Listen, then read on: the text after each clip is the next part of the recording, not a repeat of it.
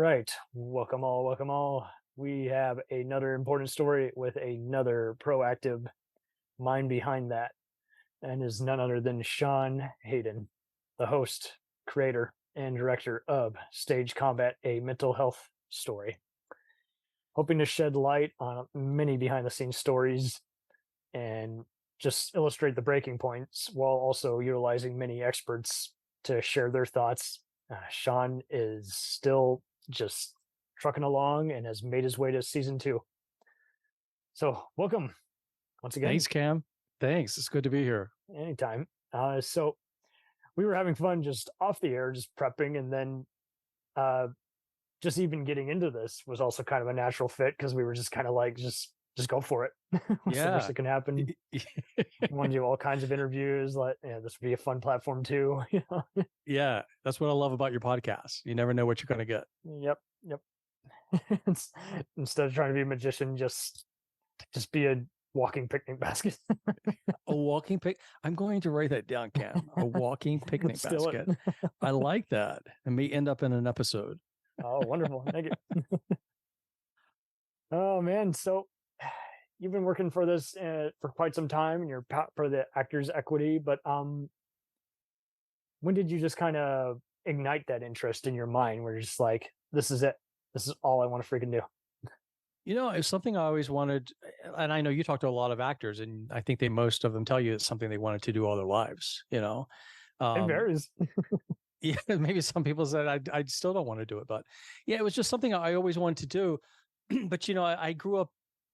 We were talking. I lived in Dallas for a while. I also grew up in the Deep South in North Florida, and I grew up in a evangelical Baptist household. Yes. And my family they said you're not going to be an actor. They thought it was how dare you? You will not. Acting is of the devil. Entertainment. So it was very much forbidden. So you had a bunch of Karens and Kyles before that was even a thing today. Yeah, I had to pursue what I wanted to do in spite of everyone telling me no. That just gave you more fuel. You're like, okay. It does. I mean, when I hear someone say no, my inclination is, why not? Why not? Yeah. It's the worst that can happen. Yeah. So, I've been working as an actor professionally for about 25 years. I'm older than I look, and, got my union card in 1998. Wasn't my goal to be anyone famous. I just wanted to be a working actor. And this would be late 90s. Yeah. Nice. Actually got it in Dallas, Texas. Yeah. There you go, baby. Yeah, I did, working at the theaters in Dallas. Yeah. And then I moved on to New York City, but I just wanted to be a working actor, get my insurance, something for my pension, but I acted because I love the craft of acting, And so the podcast Stage Combat, a Mental Health Story is what happens when, that dream job becomes a nightmare and results in a mental health crisis. Mm-hmm. Money cannot replace it, as we've all been down this road, and you've already described it, but it's interesting how you still have to have that argument. Oh, but if I do this or that, I'll lose that. Well, but do you need it? Yeah. It's only going to get worse. Yeah, definitely. Would you say it's easier to kind of join the Actors Equity versus Screen Actors Guild or Stunt Guild? Well, now it is. I mean, they changed. They changed the rules. When I joined the union, I believe you had to apprentice. I believe it was 50 weeks. Oh, sure.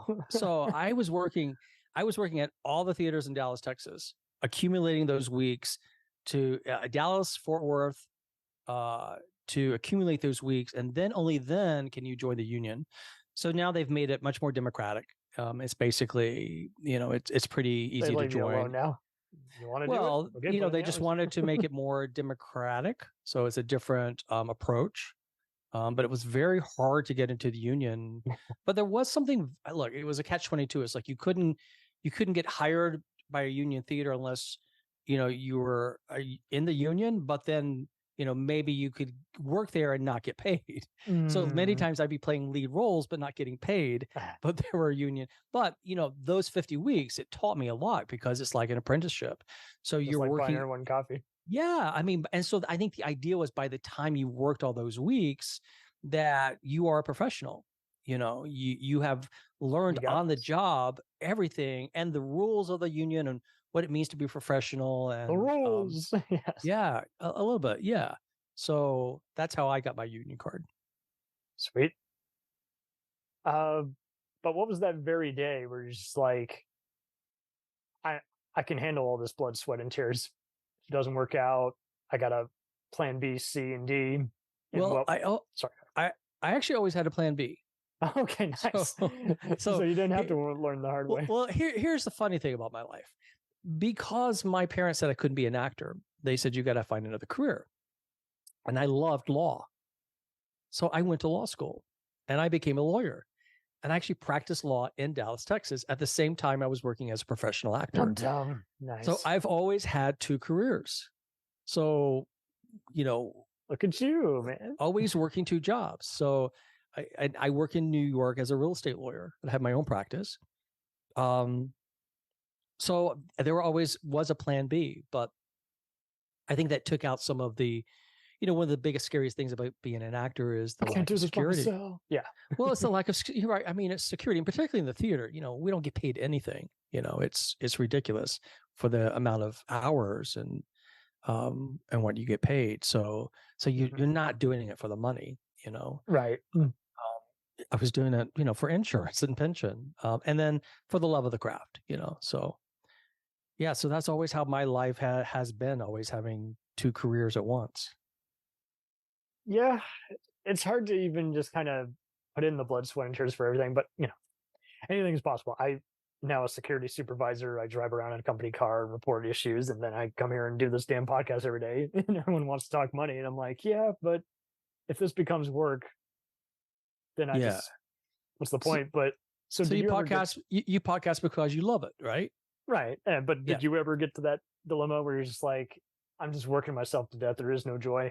What do I do? Reset. Well, I tell you what, you end up working a lot of not so great jobs with a lot of not so great people. Oh, yeah. But you tell yourself, particularly if you come to New York, you got to be tough, right? You've always heard that, right? Yeah. And so the story in Stage Combat is what happens when you can't take it anymore.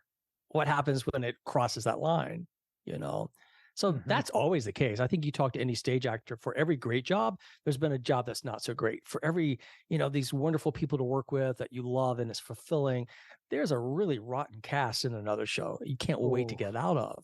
So that's just the nature of the business. And you're always trying to figure out how to sort of navigate a bunch of landmines in some productions. And then some are just amazing and fulfilling. And you meet friends that are friends for a lifetime. You're like, I will always have your back. I will always. Yeah. A lot of those people. I mean, there's people that, I've been in touch with for 20 years, and there's some shows where you're like, yeah, I'm okay if we don't see each other again. And that's just the nature of the business. Yeah. And this he's respectable. He can do the talent and all, but he's just too full of himself on the in-between shit talking. It is interesting how we have to kind of blur that line. It's like, okay. Yeah. Well, if anyone should talk to him, it's not me, but yeah. And I think people in my business, we all need to do better from the management down to the acting company, we all need to be better. And it didn't used to be this way. No. It wasn't like this when I was an actor in Dallas, Texas, it's a different scene, right? Right. But there wasn't the level of, just cruelty and unkindness, which you really hear about in Stage Combat. Oh yeah, trust me. I had my theater horror stories too. Did you work in the theater? I actually was working at Cat's Theater one time. I wasn't working per se, but I literally took a break from that. Yeah. When we just had some picky teachers who kind of just wanted us to just shut up and go in the corner. And I didn't discover any kind of acting until I was doing some film in college and just realized, hey, improv is saving me, because now there's split decision making. There is no, oh shit, what do I do? Just go with the flow. Do I buy a plane ticket here or there? Yes. Yeah. So improv fit better the way your mind worked, the way your talent kind of clicked and sparked. right? you ever try this in high school? Because like I did try it in high school, and I was like, everybody's pretty much just laughing at you with a shit-eating grin before you even said anything, and it's like, well, I can't do anything. But when college, pretty much anyone who's fucking off is Yeah. already done for the day, is already taken a hike because Yeah. they're using it for like maybe business conference or because their girlfriend's also taking the course or something. But it's Yeah. funny. Yeah. I never did a lot of improv. I admire people who can do it because it really takes a really sharp mind and a lot of agility, you know? Well, it's funny because the easiest thing about it is it's very much like acting in that you don't learn to become the character. You kind of, I mean, okay, maybe that's not the exact because there's so many different layers to the acting process, but basically, you don't try to be funny. You kind of just glide through. You're And it in just it. comes. Yeah. You're in it in real time, reacting to things that are thrown at you. Instead of, I wrote down a joke the other night, I got to tell to see if it kills. And it's like, no, that's Yeah. stand up. You're the Yeah. storyteller. Yeah. looking, Yeah. Yeah. looking for the fart joke, looking for the sex joke. Yeah. Yeah. Improv is hardcore. It is.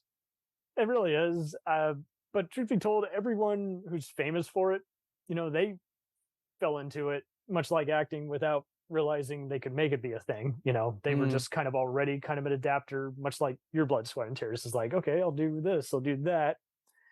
And the sky's the limit. Yeah. In fact, one of my favorite stories that I actually found out recently, are you familiar with John Kassir?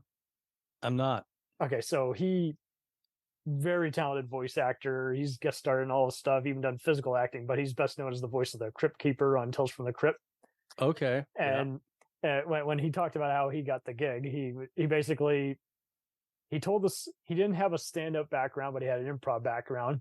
And he just said, well, it's either this or my parents' couch, and it's not going to be the latter. So, but he won Star Search 50 times telling the same free stand-up jokes. Really? He can at least put that on his thing. And, of course, one of those specials aired on HBO. And so then when they came to the pitching, they were able to have some kind of sway with the producers. But it is funny how, again, you go in all these stages not knowing if you can be comfortable in it. Yeah. Or if you're going to have to, how many times you'll fail before you get it down. And it's even interesting how we have so many other talents that we don't want to use. Like I'm good at running, but I don't use it because it doesn't give me any joy or anything. I'm sure it doesn't give you joy. Right. I'm sure you can do a certain kind of swim or a certain kind of imitation of a celeb, but you have no use for it as of this time. So it's getting rusty. Yeah. And I mean, when I'm kind of picking from you, I'm so much of the opinion and of the age that if it doesn't give me joy, I don't want it in my life. There you go. Yeah. Yeah. I don't want it in my life. It has no need to even fret. And there's so many things we can just make that decision. We can say, not every single thing, but I can say, I can actively make a choice. This is not going to be in my life anymore. Absolutely. Done. Yeah. It's said and done. Yeah. Okay. Well, so where would you say you even just got the courage to start up this podcast? Obviously, you've explained a few different times just in passing, it was on your mind, it was a good cause, it spoke to you, but when did you just feel like I can make all the time to get these reliable editors, have some extra research, and then make this part of my weekly basis in addition to what I'm doing now? Well, the premise and the setup for what the podcast is sort of dictated that. So, the podcast is about when I had a mental health crisis while working as a lead actor at one of the country's most powerful theaters. And, I collapsed on stage one night. Was dragged off the stage and started sobbing uncontrollably in the arms of my understudy, of all people, very dramatic. Because I didn't feel safe in my job, and my employer wasn't listening to me. Yeah. And so that collapse was actually the start of a 3.5 year, it wasn't just that night. It was what happened in the job, what happened afterwards. And it was a 3.5 year journey to a mental health journey. And so the thing a lot of people said to me during that 3.5 years was, "Oh, I didn't think this would happen to someone like you." Now, it never comes from a It bad can happen to place. anyone. It You could can be happen to the anyone is the healthiest man on point. the And it's planet. like, We did this with yeah, and COVID, where do we people were expect like, it to "I feel happen? great." I know. Well, And do we expect it to happen to some people? I don't think they mean it that way. So the idea, the courage to do the podcast was, well, let me show you how it happens. You know? So I got the idea, Cam, that if I dramatize almost like a true crime podcast, if I yeah, dramatized, took you into the world of this really prestigious theater backstage access and dramatized moment to moment, with voice actors, with me telling it in the first person, music, sound effects, kind of like the old radio shows that our parents used to listen to. same, yeah. That I Yeah. was always had an appreciation for radio, and Yeah. so I So got annoyed when I saw people trying to do internet radio. I was like, no, yeah. why not do a weekly basis? People Yeah. download it, Yeah. and they can walk on it, even on their Walkman. Yeah. So that's what Stage Combat is. And every week ends with a cliffhanger. So, but it definitely has that kind of feel of sort of a true crime podcast. But I'm telling in that format my mental health story. So that was the inspiration, And then once I decided to do it, I'd never done a podcast before. And certainly if you listen to the podcast, it's really elaborately produced. We really give you this listening No experience. slouch, So guys. Everyone, please listen to this. thank you. So but I always heard it in my head, Cam. I heard it, as actors, we're storytellers. So I heard the podcast in my head. I just had to find the right person to help me put it into place. Absolutely. So, my husband is a screenwriter. So I, wrote the series, but he was a great mentor to me because I could say. And isn't it great that we're now in this day and age where we're not having, if this was a 2000 free interview, yeah, I would be a TMZ type guy. Oh, how did you feel comfortable coming out here and being married to the same gender? It's like, we're not even thinking about that shit anymore. No, fuck that, right? We're not even thinking about what country a terrorist is from. We're not even thinking any other fear mongering. Yeah. I mean, there's some figure mongering going out there. It's still there, but yeah, it's happening right now. But it's a little more cryptic. You got to search for it. But it's like what we said, right? I'm not going to have things in my life that don't bring me joy, right? So anyway, just a side note, I'm just so happy for that because it used to just drive me crazy, and I fortunately had very imaginative, very progressive parents who were just like, they were all about the whole ball busting effect in terms of just like anything from, okay, you might have taken an IQ test, doesn't mean you're, dumb or smart. It just means you could have had a bad test day, arguably. Yeah. Well, I came out in Dallas, Texas, which at that time was kind of scary. It was a little on the scary side. It's still pretty scary. There are many times where I will see someone with a very, very cool poster on their car, a decal, and I'm afraid that they're going to get shotgunned by some stereotype, Yeah. And it is a little scary time right now. I mean, look, I live in New York City and we have pride flags being put, burning. People are burning them. Yeah. My brother lives in Arizona, and I told him, please don't go to Target anytime soon because they're threatening to machine gun those places now, those supremacists. Yeah. I don't want to surrender, but I also don't want to give them a target practice. Yeah, I think everyone has to be careful and know your limit. Yeah, and we just have to, in our own way continue to push back and to continue to, fight for everyone's right to just be who they want to be. Just stay in your lane and let whoever someone wants to be, let them be who they want to be. Just stay in your lane.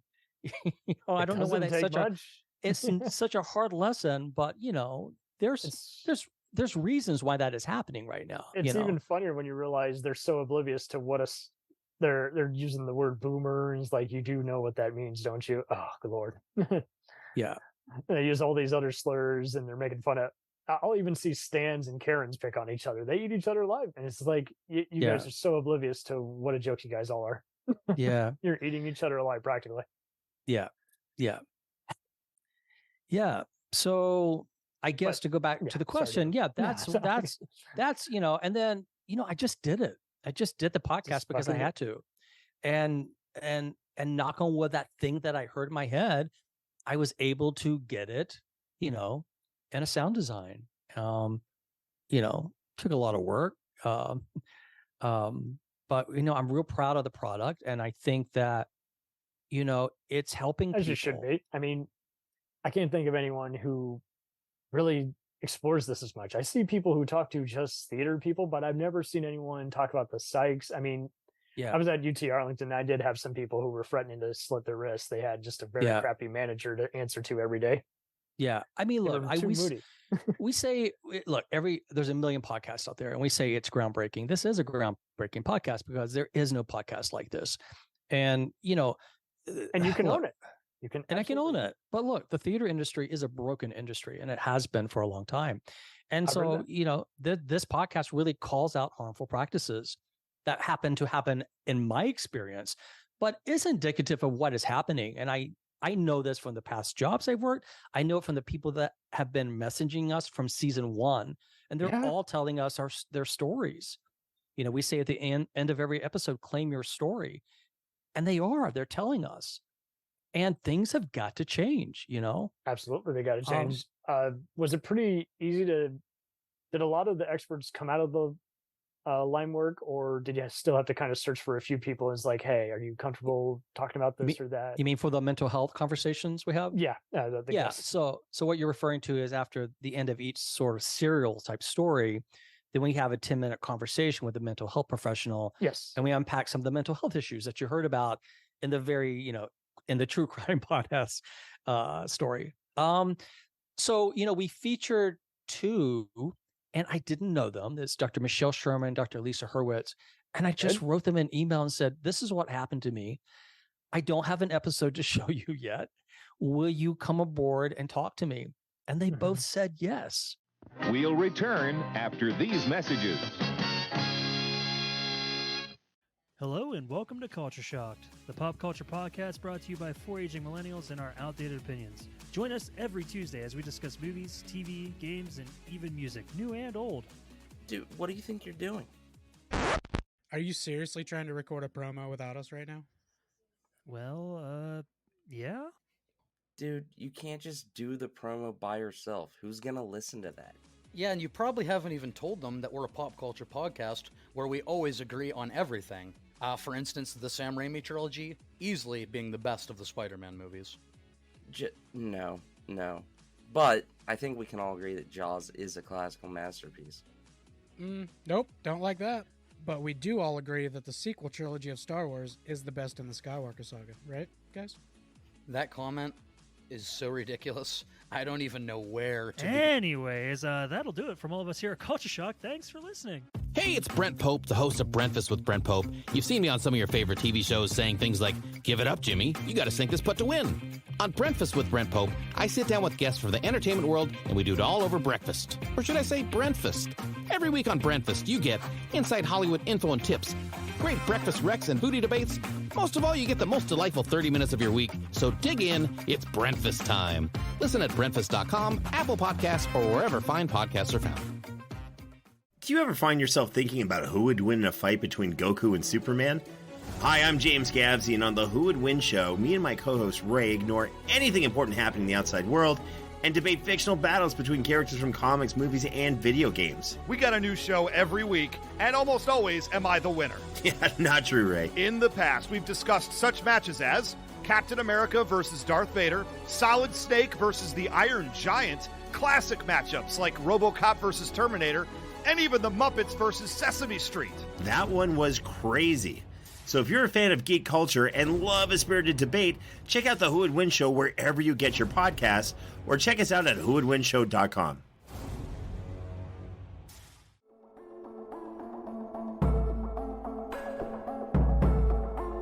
We let things pile up in the DVR, we add them to our queues, we wait for the DVDs and Blu-rays.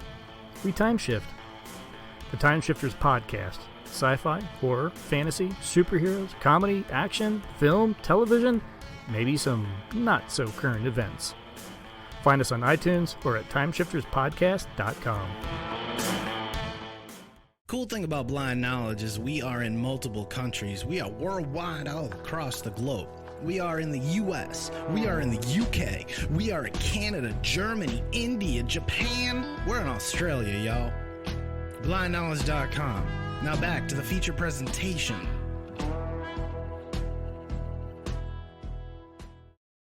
That's lovely. Which was incredible.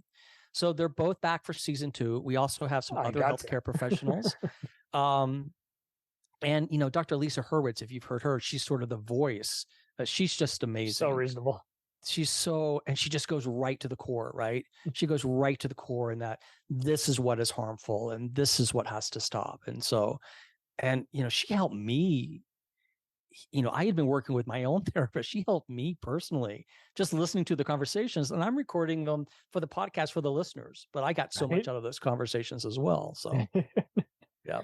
And it's not every day, you know, anyone wants to be this vocal, this free-minded, and just even feel comfortable anyway. Yeah. I think out of the pandemic, you know, with the great resignation and a lot of people, workers in all fields, just saying, look, enough is enough. We're tired of being dehumanized. We're people, we're human beings. Instead and part of that, pretending it doesn't exist. Yeah. And our mental health has to be respected, you know? And so that's even more of a vital issue in the theater industry, because, you know, you can imagine what we're asked to do with our emotions and how the things that no other job asks you to do, right? It's just a bizarre profession. But I collapsed on stage and I never heard the words mental health mentioned once during that job. How is that possible? You know, it's like everyone was in denial. I think I pretty much blame just from the 40s up. I mean, just like with how everyone's realizing all our workout routines cause more damage to the bones, how cereal is basically giving us diabetes, but sugar, you know, and so many other people are kind of I'll see so many people who will just gladly come home, smoke a cigarette, and then bitch that, I'm probably going to die tomorrow. And it's like, well, that cynicism might eat you up first before the cigarette causes you, you know, leukemia or cancer. Yeah. And I'm not trying to say that to be darkly funny. But it is just, it kind of goes into the, do you want to be screwed or fucked argument. It's just like, well, neither is a good ending. I want to access plan C, which is I get the fuck out of here. But that's also a lot to say. Well, and I think if a person is thinking like that, and we talk about that in the second season, and it's important to openly talk about that, you know, and that's when those kind of thoughts are happening. It's a good time it's probably a good indication it's time to talk to someone, you know, from a mental health standpoint, you know. Oh yeah, and I'm doing a counseling session tomorrow. My first counseling ever. Good for you. This is your first one. Yeah, that not counting the various, you know, talk to an advisor and vote for me as advisor of the year for. Are you sure you don't want to do this class? We got to fill it up. You know, I haven't ever talked to anyone who's actually there to listen. You know, who's more than just a doctor. You know, and it's interesting in that I think we've all. I wouldn't say we're all in denial, but I think some of us. It's easy to just say maybe I don't need. You know, it's like, maybe I'm good and I'm just overthinking this. It's like, well, you still got to vent or talk to somebody. And if you don't want to talk to a personal person, you know, this is it. Yeah. You look, and you and I were talking a little bit before we started the conversation, you know, we've got to normalize the conversation about mental health. And for too long, we've all been in denial about it. And we've all been programmed, particularly men, or male identifying people. Yep. But we've all been programmed that somehow in talking about it, it is an indication of weakness. You're a pussy, or that there's something, or that there's something wrong with us, or we're broken. And then with men, you know, look, you heard the same things I heard when I was growing up, right? Man up, boys don't cry. Suck it right? up. Yeah. Suck it up. Right. So what does that do to us? It means, okay, when I feel something, I'm not going to acknowledge it. Suffer alone. Yeah. And then if it does get to a point, I'm not going to ask for help because I know I will be publicly shamed for it. That is fucked up. Yeah. And that's what's got to change. And so the men cam who have been, messaging me, and I've had Zoom calls with some of these guys, we're all like wanting the same thing. So guys to guys, we need to encourage it. You are not a pussy. You're the second person who's told me that on here. Yeah, there is nothing wrong with you. In fact, you are, look, whatever being a man is, I mean, whatever that phrase is, you are more of a man by saying, I want to be the best man I can be. I want to be the most whole man I can be. And that means that I consider my mind as valuable as my heart if there was a problem with it, or unless my leg. Then Yeah. yeah. I mean, we would not think twice of telling someone I had to go to the doctor because I'm having a heart condition. So we need to normalize it that your brain, your mind is just as important as your heart. And there is nothing wrong with it. And it actually shows that you are being the best person that you can be because you care about yourself, that you see yourself with some worth. You have self-worth, and that you're worth investing in that rather than just suffering alone. Yeah. And that's what we have to encourage each other to do. That, let alone just avoiding all these other regrets. Hey, I should have come here when I actually felt comfortable talking about this. Like, well, you had, 20 years. Don't piss it away, Yeah. Talk to someone. Yeah. Talk to a random stranger on the street if it makes you feel better, just Well, I think talking to anyone is good, but I think that, some of the mental health professionals that I talked to is they said, a lot of people feel like, oh, I don't need to, I can talk to my mom. But this is one drives me crazy or something. Yeah. This one counselor we have on the episodes and the season, she says, we're actually trained. we're actually, there's some science and we can help you. So we're listening in for the specific word that every one of them has all heard. Yeah. How are you feeling about your appointment? Are you excited, apprehensive, or? It's been a long time coming. I got nothing to lose. Yeah. And everything to gain, right? Yeah. Yeah. And more or less, I mean, it's just good to just see someone who just not only does this for a living, but also is ready to, give various options, let alone maybe even tell you, hey, I don't have a solution for this, but I can suggest this and that. Boom, boom, boom. And it's like, okay, cool. Because there's so many different ways to go about it and get a shot at it. And like you say, it's just easy to just surrender. And it's like, but that's kind of the same thing as, hey, it's easy to suck. Yeah. I don't think of it as I personally don't think of it as surrendering. I think it's someone to help partner with me. So in season 2, you actually hear how things get so bad that, I not only need a therapist, but a whole team of people. But like you actually follow what it was like meeting my first therapist, and what's not in the podcast, and just what I want to encourage you and anyone else who is listening. The first therapist I went to was not the right fit for me, and it's really easy. I think when that happens. Well, no, I think it's easy for people when that happens to give up. It's like, okay, I tried. So, for you or whomever, if the first or even the second or the third person, if it's not the right fit, that's okay. Just don't give up. Keep going until you find the right fit. And that person's not going to be offended if you're not the right fit. They get that. They're professionals. So, So just keep going till you find the right person for you that can come up with the right plan for you. Yeah. Yeah. But I get it. It's also easier said than done. There's many people who have zero patience for this, and no telling, they might have already had 500 other obstacles that this is the last straw.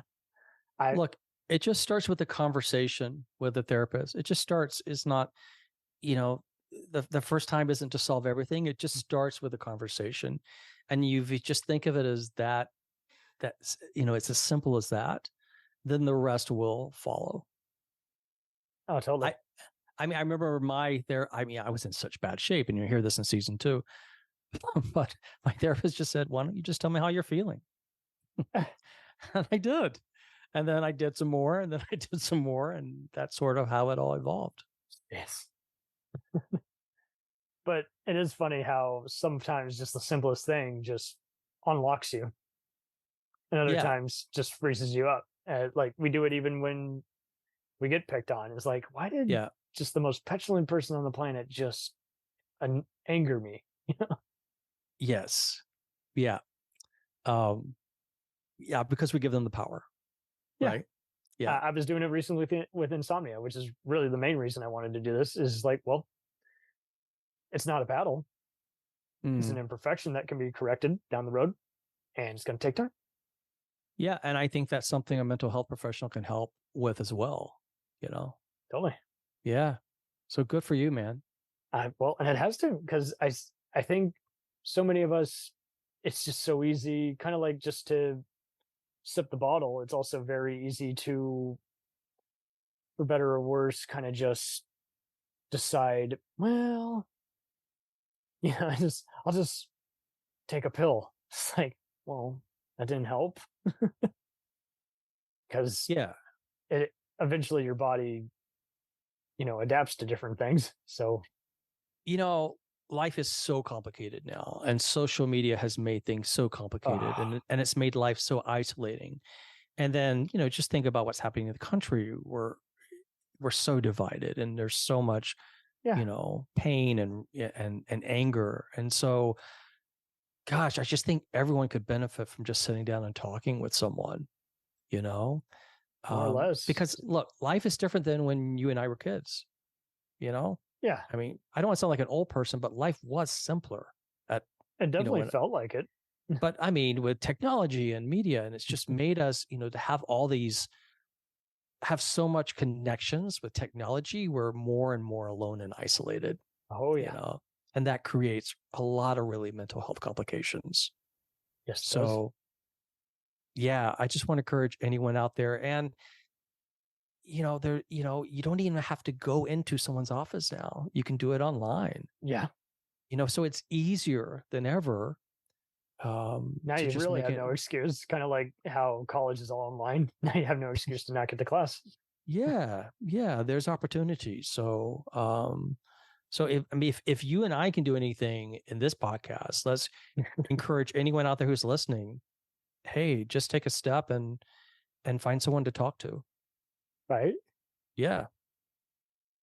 Instead of be like, oh, I can't even, everything's the limit. It's like, no, sky's the limit.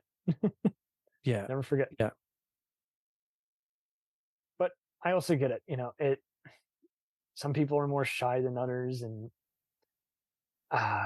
it's just interesting how we all just decide when or if we want to get annoyed by some certain different things. And it's like, well, there's so many different ways to kind of just not only deal with de-stressing and anxiety and everything, but now there's even, when there's just so many different formulas, the last thing you want to just be like is, I just still want to suffer, even though there's different options. Yeah. And that's what's so great about a mental health professional is sort of, I it's just suggest what kind of things are out there for you, so I found my road to recovery was through cognitive therapy, through really getting into a health plan, exercise, fitness classes, mindfulness, and kind of changing the way I look at the world, thinking more about the future than the past. Although I had to work through the past, I had to work through what happened to me in stage combat to get to where I am today. But I couldn't have done that on my own. That only happened because of, the work I put in and the mental health professionals that cared about me and helped me. Yeah. I mean, and you'll get connected to them because you'll see that they too get joy and just uplifting people and getting them out of their shell. But when you even follow it up with, hey, there's, no, we're past the options. We're working this into our schedule along with different workout, diet, and other future life goals.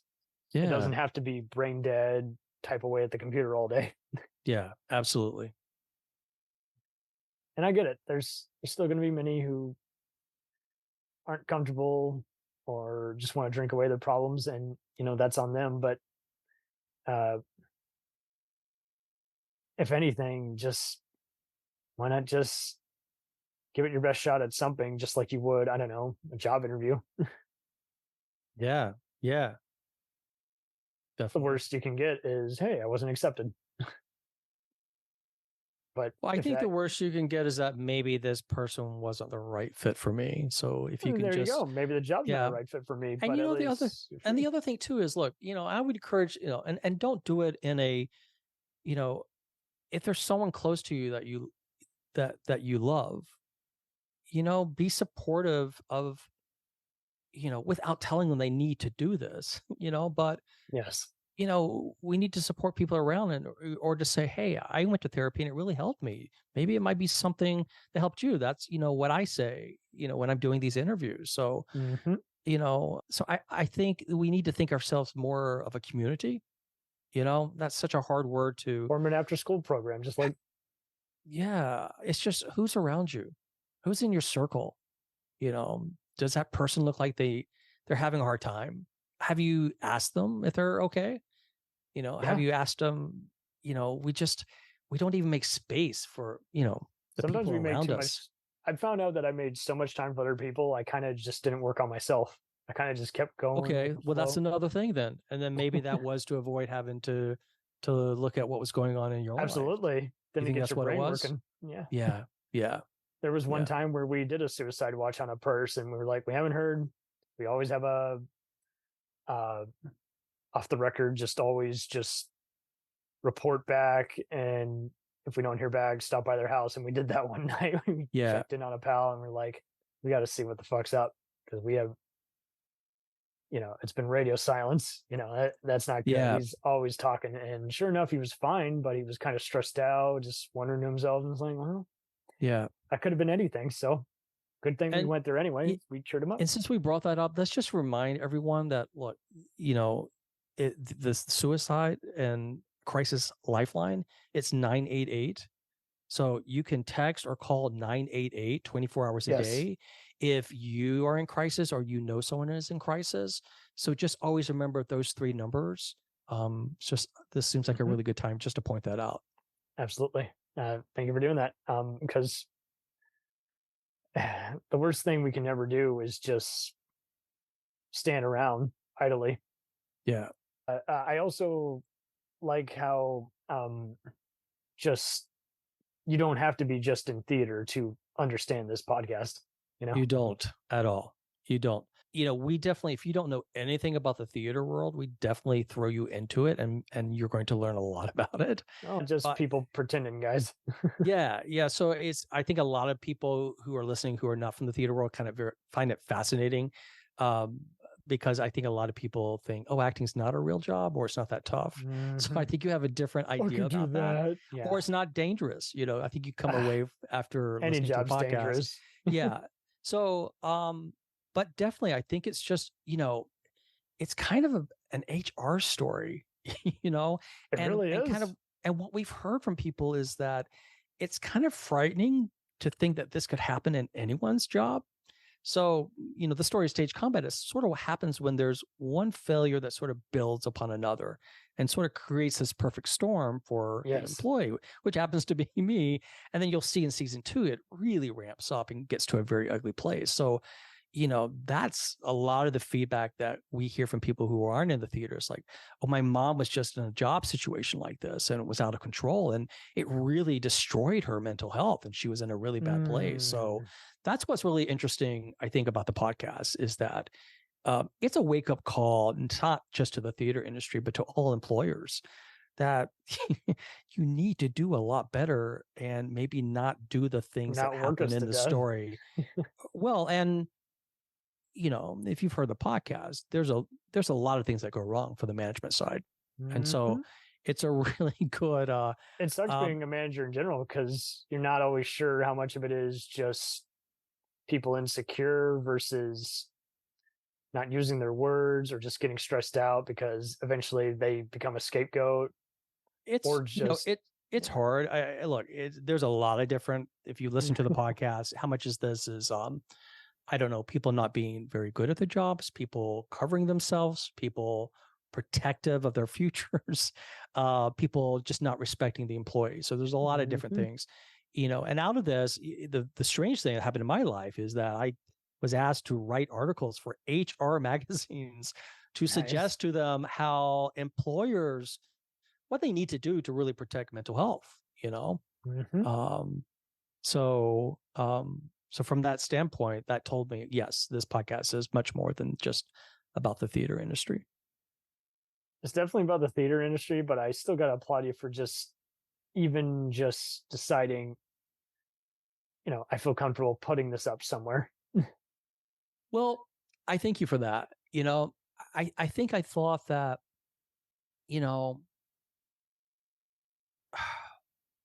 when you go through that much pain, and you don't want it to happen to the next person down the line,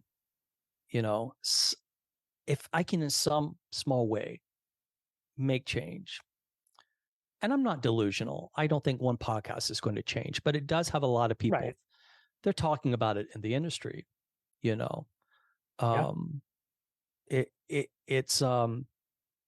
creating some waves, and maybe there's some business or some theater that think, hey, remember what happened in Stage Combat? Maybe we don't want that to happen to us. Maybe we need to take a different approach, So I think because, I never dreamed I would have a mental health crisis in my life, much less one that happened 3.5 years. None of us do. We don't. Yeah. So so it was just like, well, fuck it. Right. I'm going to tell the story, because and as you can tell from season 1, so much of the story of Stage Combat is people trying to tell me that what is happening is not happening. People trying to deny me my story, So this podcast was a way to say, when we say at the beginning of every episode, this is what really happened behind the scenes, right? The bumper. It was a way to tell my story, have a permanent record of it, but for other people to learn from it, other theaters, other employers to learn from it, and, other actors to say, okay, look, if I had heard something like Stage Combat before this happened to me, maybe I would have walked right out of that job. In my mind, that was never an option. In my mind, it never occurred to me that the kind of things that happened would happen. It just never, I want to believe the best in people. Maybe I don't believe that anymore, but it never occurred to me. But if I maybe had heard the story, we have acting instructors saying that they're making the podcast required listening for their young students. Oh, that's lovely. As a cautionary tale of the business, but also how to protect themselves, how to arm themselves, and how to, own their own mental health and protect it, which is just incredibly rewarding. Nice. Well, and do you ever feel like, more or less, there's just so many who, they still know something's, troubling them, but they just still don't want to just open up. They'd rather keep it bottled up. In the industry? Yeah. Yes.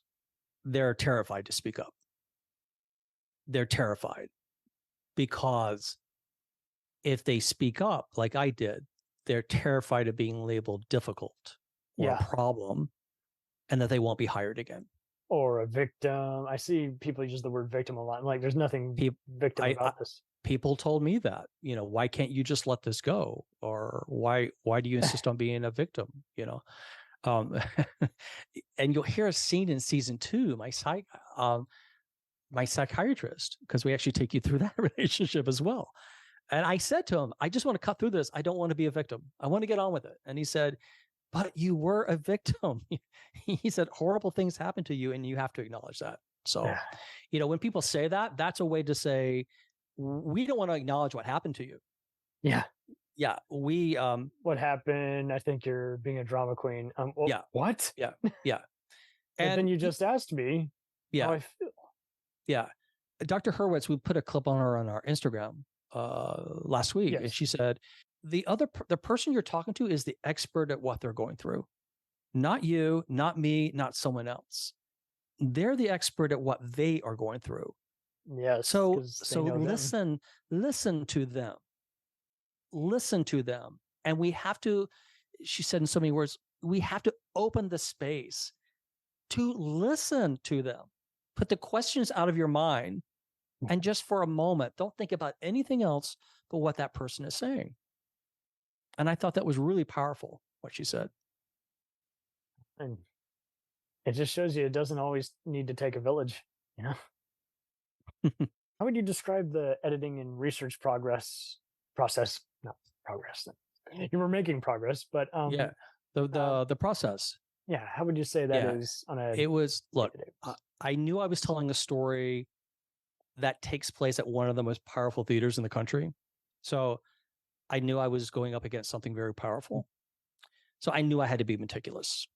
Right. This is where my lawyer skills came into play. So it was never an idea. I never had the luxury of just, hey, let me pick up my microphone and just tell my story. Everything had to be scripted.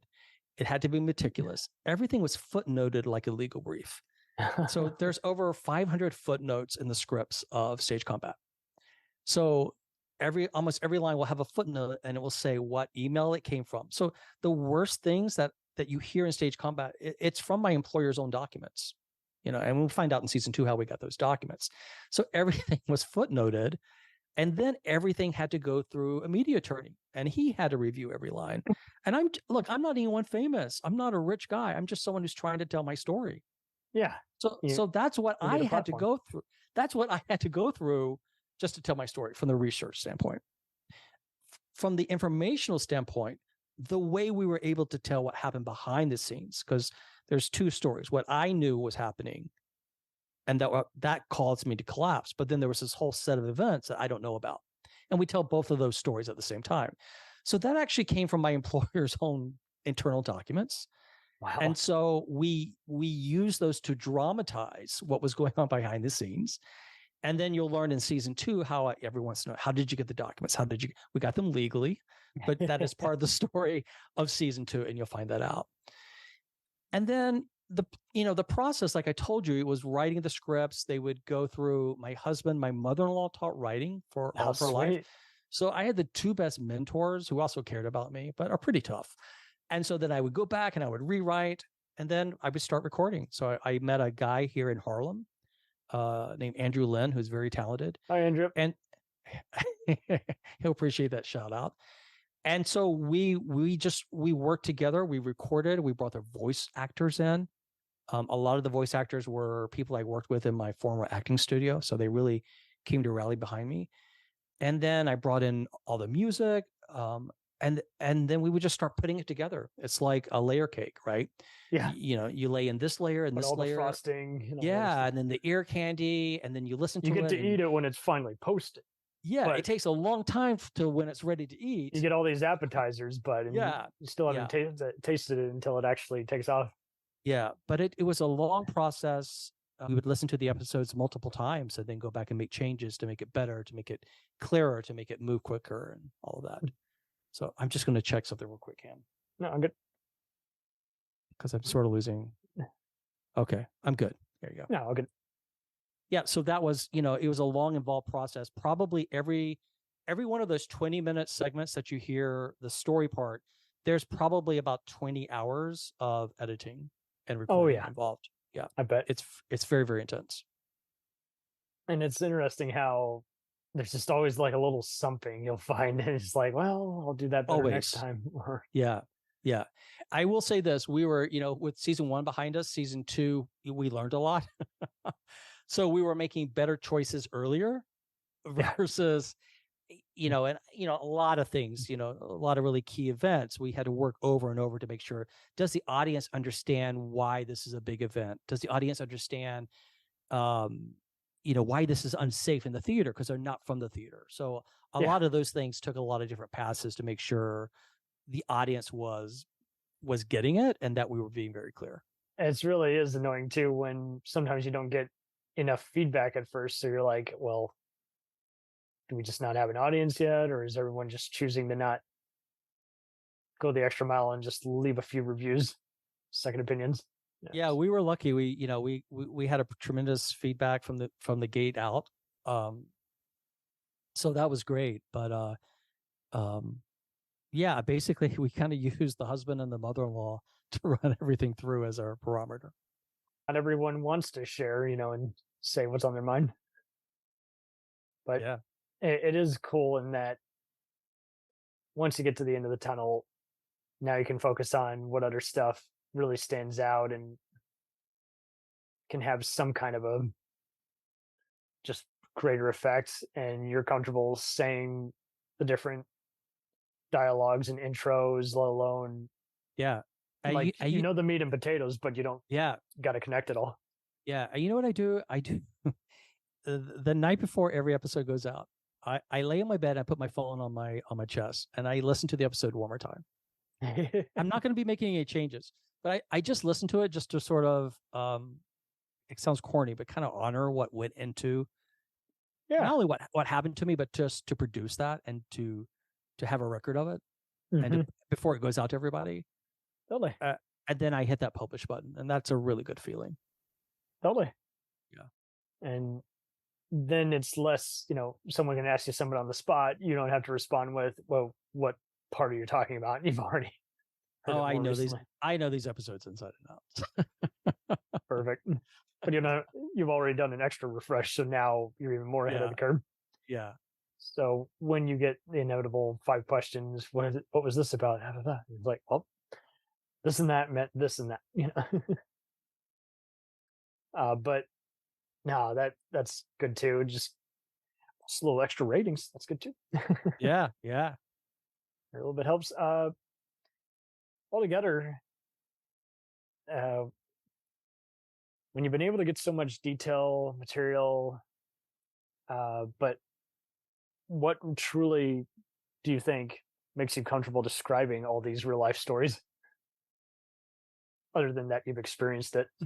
Well, I had to deal with them, right? I had to put the work into to recover out of the panic disorder that I developed working at this theater. I had to make sense of what happened. I had to connect the dots. Mm-hmm. So I had already connected the story as part of just trying to come out on the other side of the disorder.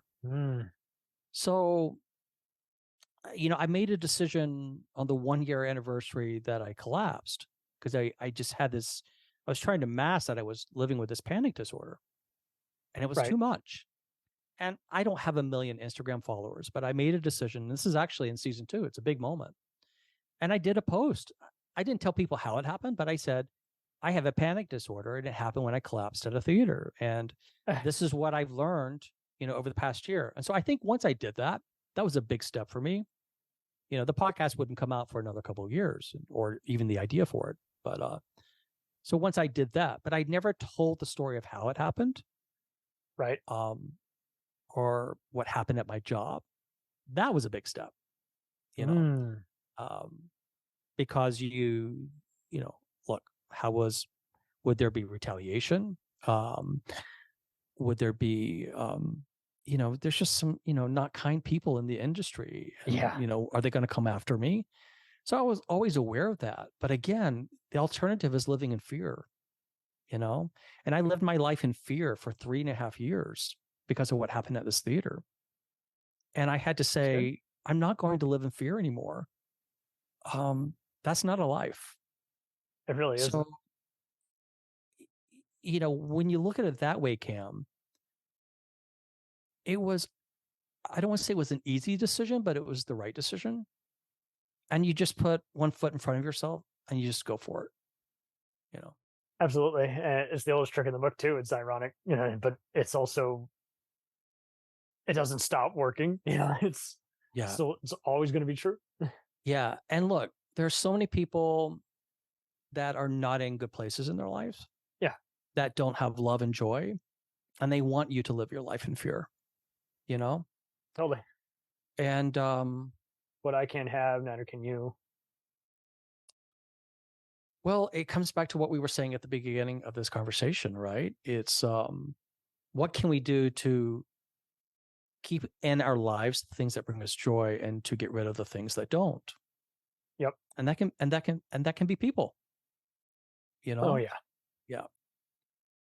So yeah, that was sort of how I just kind of put it out there.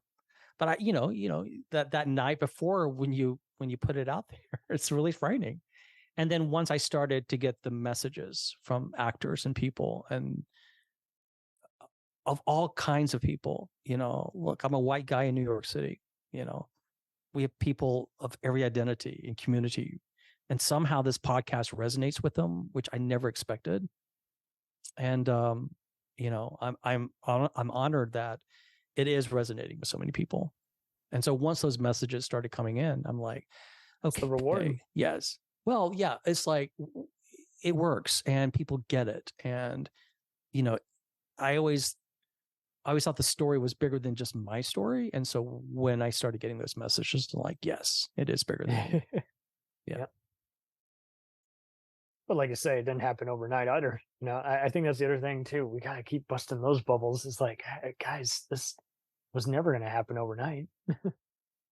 You mean in terms of just any project and how it comes together? It's like, I started writing. Success. Yeah, I started writing Stage Combat in April of last year. But then it was a story that started in 2019. Yeah. And so, And it helps that you had time to kind of just have those thoughts kind of heal to where they were kind of a little more coherent.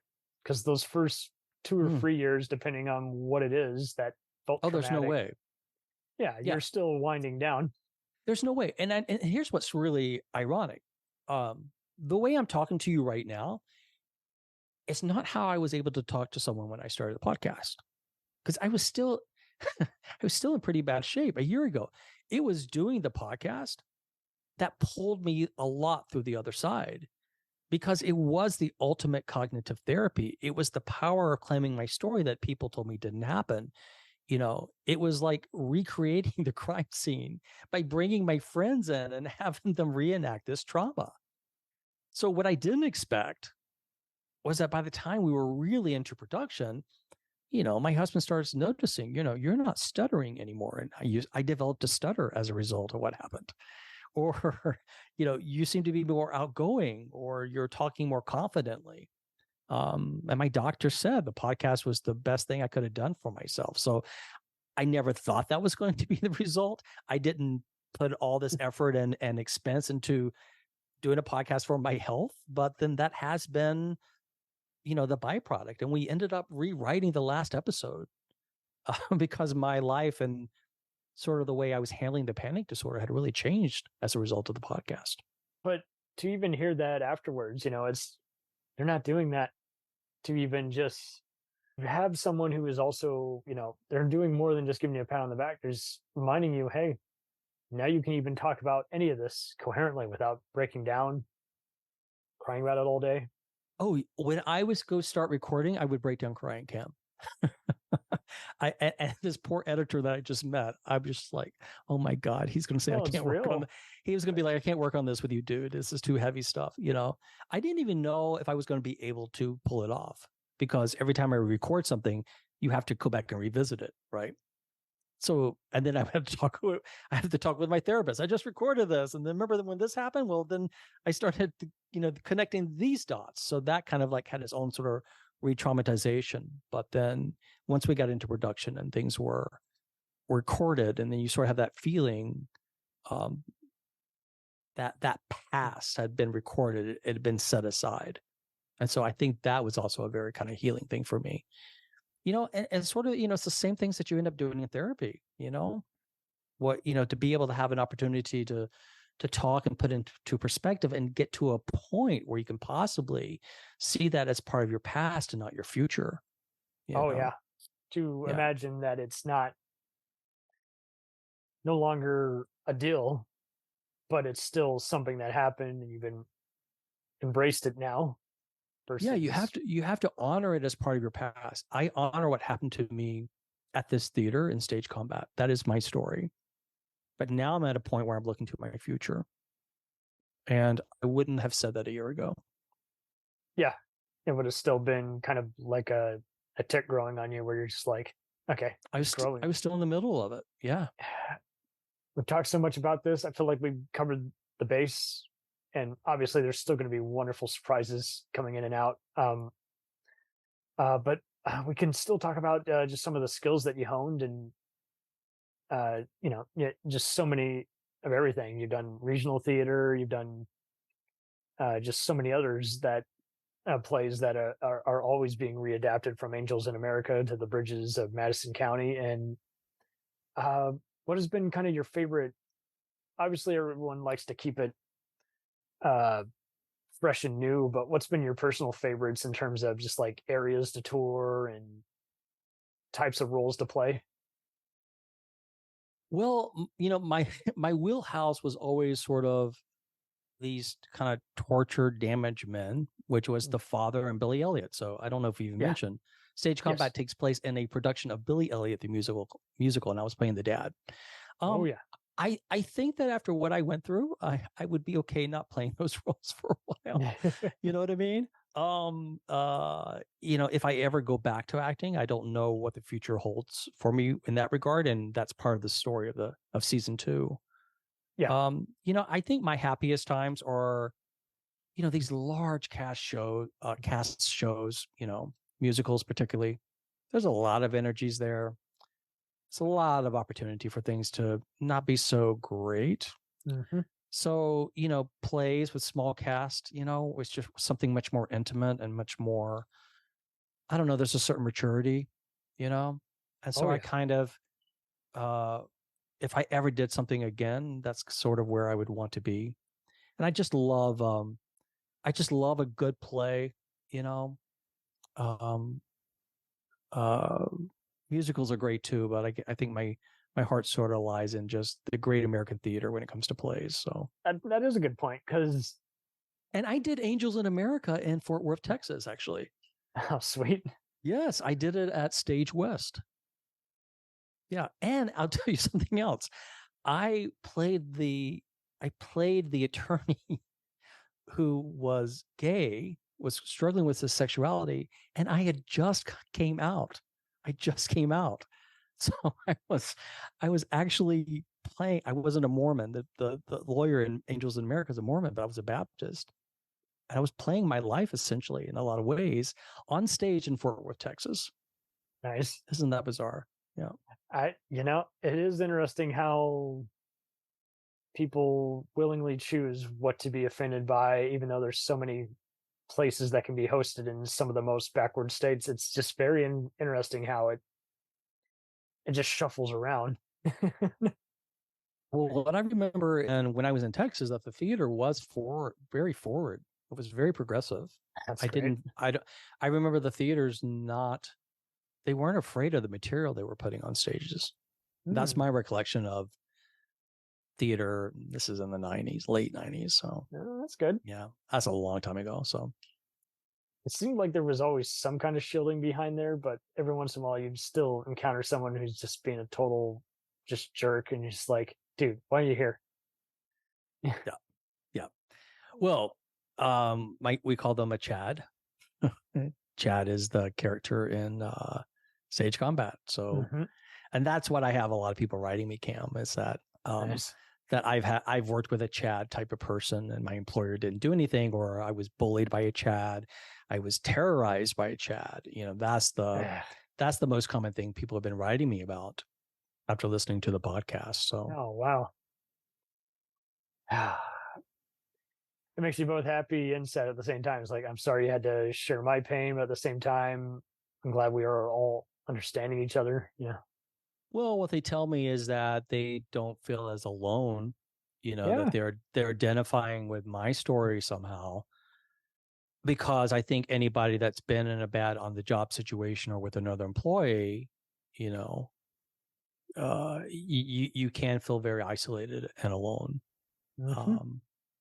Until you hear someone who has a similar story, and then you're like, yes, the world makes sense. It's not This isn't just something I went through. This is maybe a Yeah. common problem in this industry or in this business, or when management doesn't handle something in the right way, you know. Mm-hmm.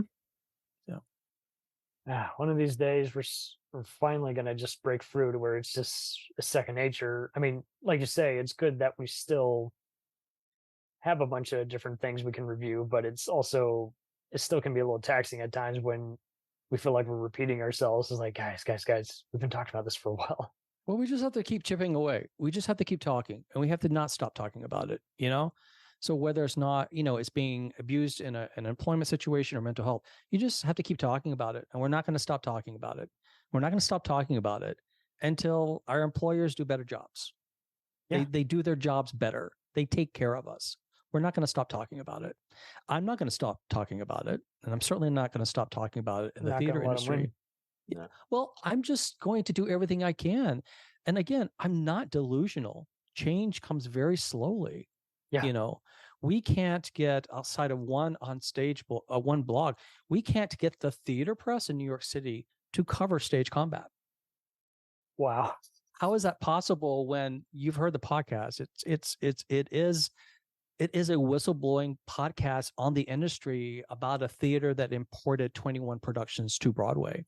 And we cannot get the theater press to cover that. And you have to ask yourself, why is that? So we're still going to keep talking about it. You know, you can choose not to cover it. And that's unfortunate because our listeners and our followers want it to be covered, but we're not going to stop talking about it. Right. It does kind of get to that point where why is it not in agenda? You know? Well, I think you can ask yourself a lot of questions. You know, the theater industry is very insular. My employers are very powerful. My former employer, there are advertising dollars that, you know, are those at play? I don't know. Is it because of how controversial the podcast is that it really calls out harmful practices in the industry that, you know, the people want to talk about it, the actors want to talk about it, but the institutions don't want to talk about it because it's not a good look, you know? So it's the power of the institutions don't want to talk about it, but the people in the industry, they want to talk about it. So they're doing, you know, unfortunately, they're doing a disservice to the very people that read their publications, that read their, you know, their digital media outlets. So, but hopefully they'll come around. Season 2 premieres July 25th. We'd love to talk to them, and you know, we are here. The conversation is always going to be open. You know. Yeah. And in the meantime, we're going to talk to people like you. We're going to talk to people like, you know, whoever wants to talk about mental health and what's happening in my industry. Even if your certain circumstances completely different, there's still a lot of everything. To that, there's so many other factors that you can actually relate to and realize some of these problems all begin the same way. Yeah, the story of stage combat. Yeah, because I think it comes back to what we were saying is that, you know, people messaging us from different industries and just saying they had a similar situation.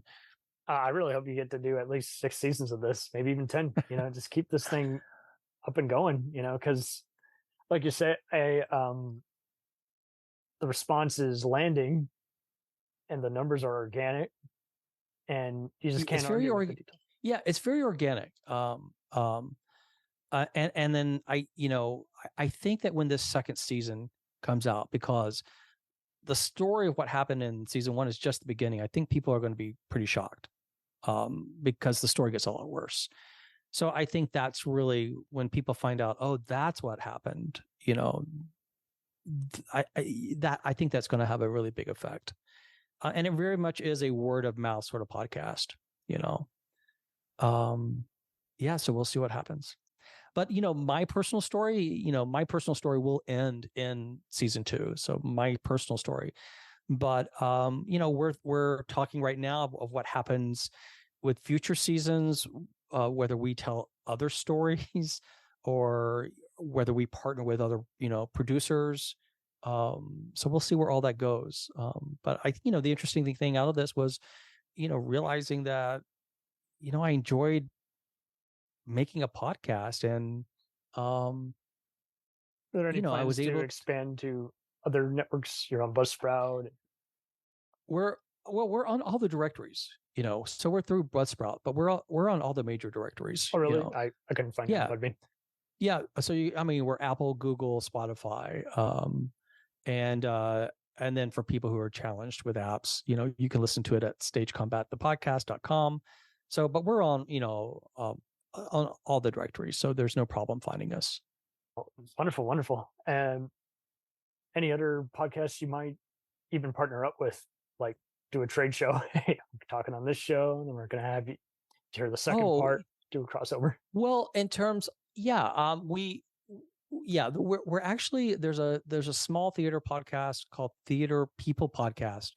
They're actually reviving it, and it's actually part of. It's run by a guy named Patrick Hines, who's part of the True Obsessed Crime podcast. Let me make sure I get that right. True Obsessed Crime Podcast, the Obsessed Network. He's a great guy, and was so they're actually dropping in our first episode from episode 1 next Tuesday. I believe that's July 18th, into their podcast, and there's an interview with me. We have an interview coming out with Stage Whisper Pod, which is a big theater podcast. A second interview, they interviewed us for the first one.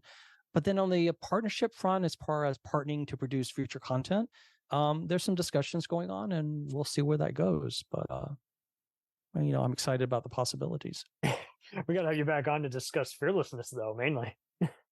To discuss what? Fearlessness. Oh, yeah, definitely. Yeah. But I mean, Michael Rosenbaum's having that be his career now, and he's another one who he'll have celebs on, but he picks very specific ones who can actually get real instead of just be me. And yeah, I mean, look, there's some ideas. We may, and we may do both. I mean, we may do like another investigative type of podcast that may be in the theater industry. It may not. We may continue having conversations with real people and Broadway people about, their mental health struggles or their experiences working in the industry. So there's a lot of different things, but we'll see what happens. We're excited about some of the chats we're having with some other potential partners. Lovely. I feel like I have just gotten a lobotomy, because I have not only, and I mean that in a good way, in that I have not only picked your brain, I feel like you picked mine. You did. But it's also very natural in that you did. You're ready to talk about it. Yeah. Yeah. Thank you. You did.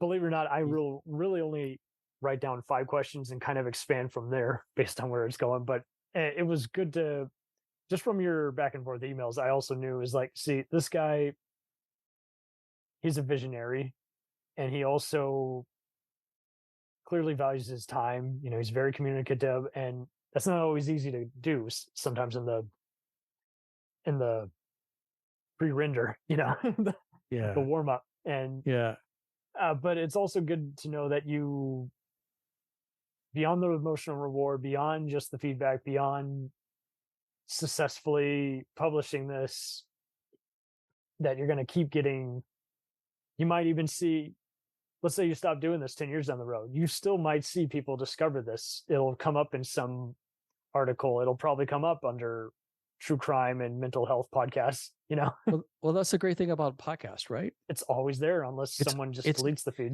It's always there. And then, the story of Stage Combat, it hasn't been fully told. It won't be fully told until the end of August, when we start season 2 in July 25th. So, there'll be new people discovering it for the first time, going into the fall and thereafter. So, so I'll just say for your listeners, season 1 has 9 episodes. They're all out, so people can. That's a good point too. Yeah. So it takes up none of your time, guys. You got time for 9 episodes. There are 9 episodes. They're pretty manageable. They're about 30 minutes. That includes the talkback with the mental health professional.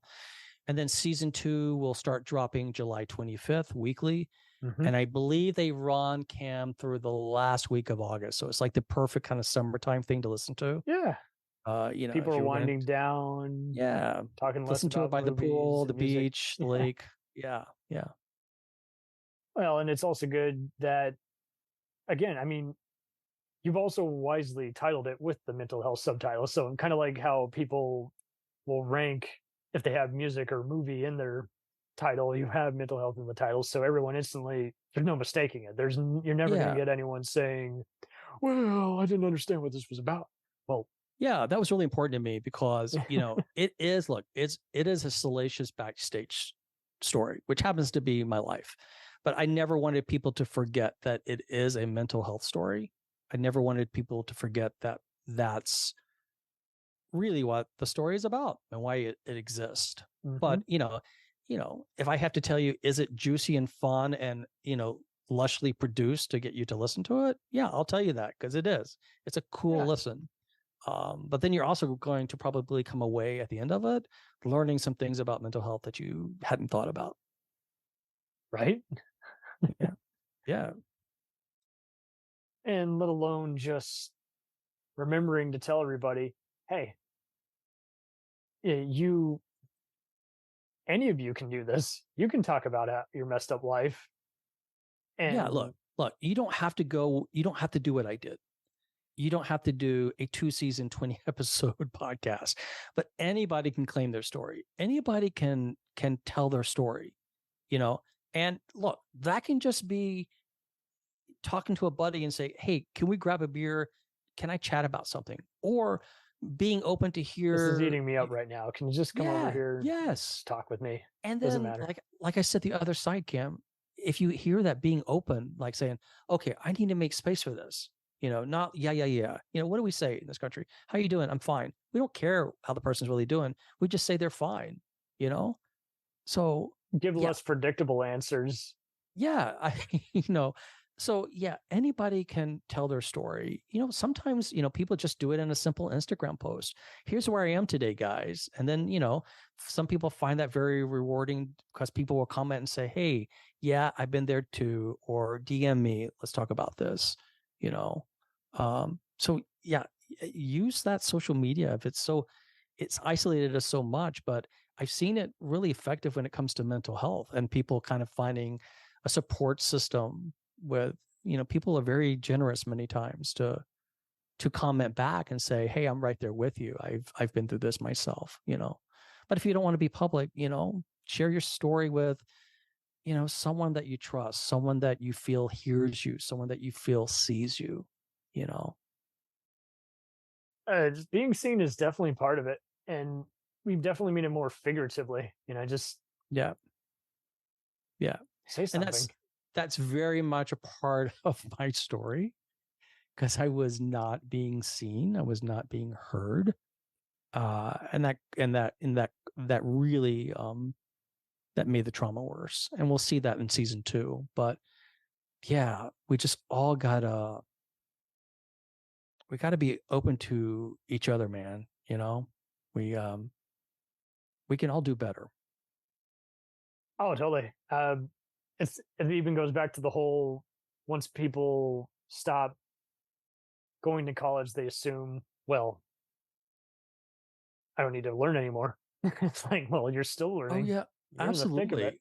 And we're still learning about ourselves, I never dreamed at my age, given what I've lived through my life, that this would happen to me. I've learned more about myself in the last 3.5 years than I have a lifetime. Oh, hell, when I'd plan this whole fucking podcast, like, I got ideas for the next 5 years, but I don't know when they'll drop.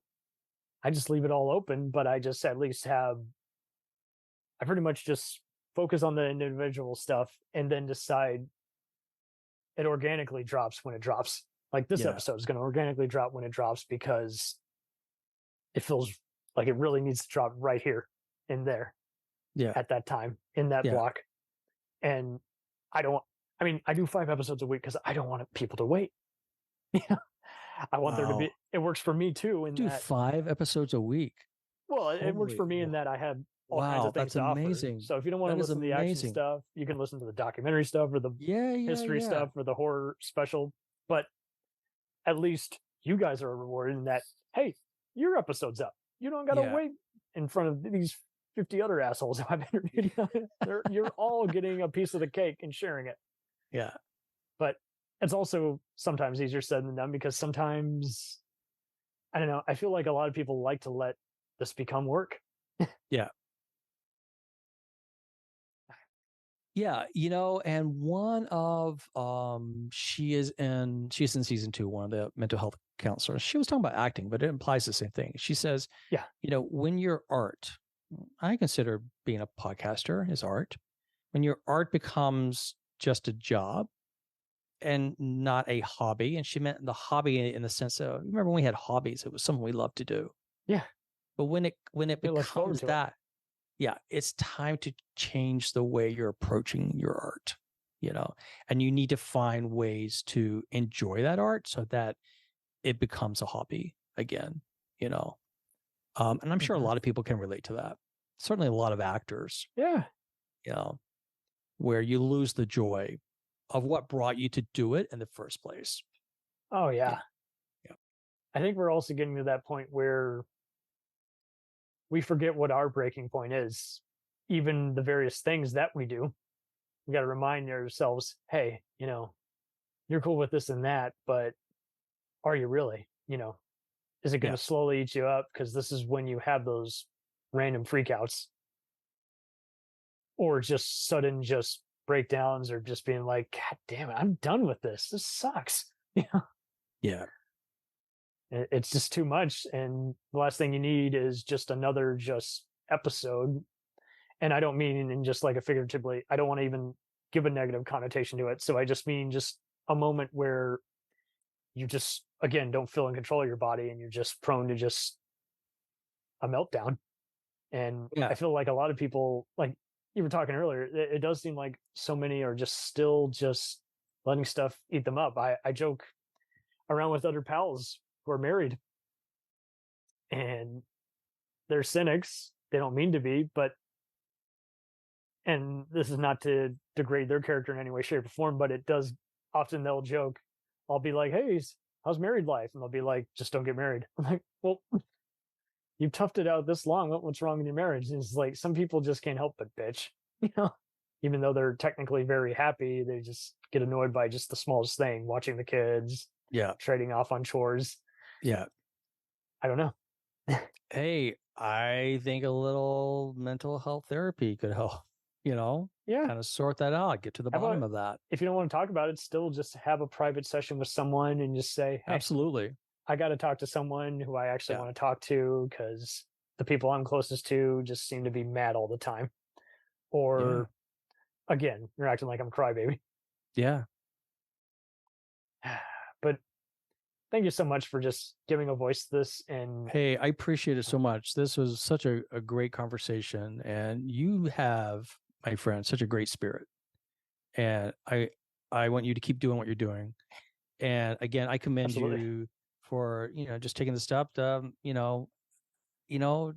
check out the therapy thing, and you're doing it, man. And you're willing to put in the work, and you're going to fly. I'm not doing it even to say I did it, but I think some people, sometimes it can kind of come off that way. And it's like, did you get anything good out of it? Sometimes you get a yes, sometimes you get a no. And it's like, well, but at least you did it. At least you saw, you dissected yourself. You had someone else kind of analyze you who you trusted, and gave an hour or two. Absolutely. Better than just letting it eat you up day by day. And then you get to whatever age you are, and then say, oh, that thing when I was 12, I'm thinking about it now. Yeah, you're going to be great. You know, much fun. No, you're going to be great.